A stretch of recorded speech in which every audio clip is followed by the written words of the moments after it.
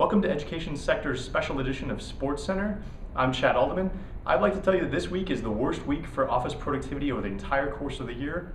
The reason being that every employee is filling out their brackets for March Madness.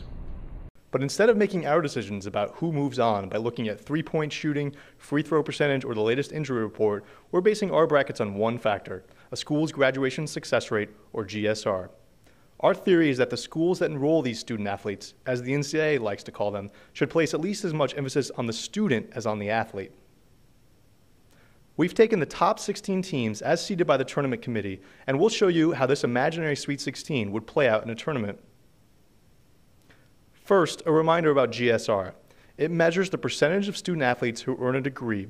As opposed to the traditional graduation rate measure, we're using the GSR because it does not count players who transfer out or who leave to play professionally, as long as they're in good academic standing when they depart.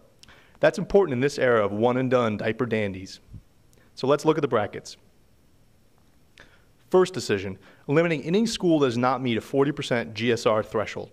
Secretary of Education Arnie Duncan rightly called last year for the NCAA to set this as an absolute minimum, and we use it again this year.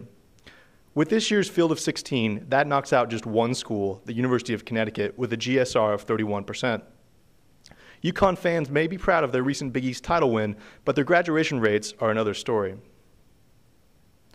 Next, we eliminated the four teams with a GSR in the 40% range, which knocked out perennial basketball powers Kentucky, Texas, Kansas, and Florida. In the Elite Eight, by taking the schools with the highest GSR, we set up a Final Four match between two Tobacco Road rivals, Duke University at 83% and UNC at 88%.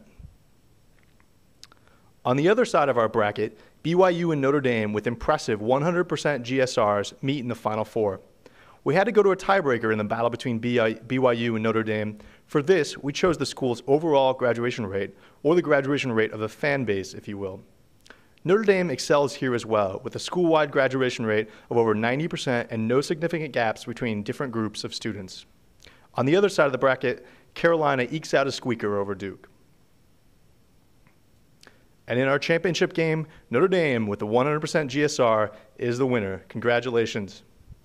Congratulations to both BYU and Notre Dame, actually, who both earned very high seeds while also graduating 100% of their student athletes.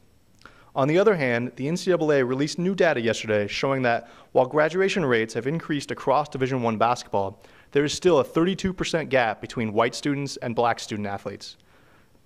Clearly, many schools have some work left to do off the court.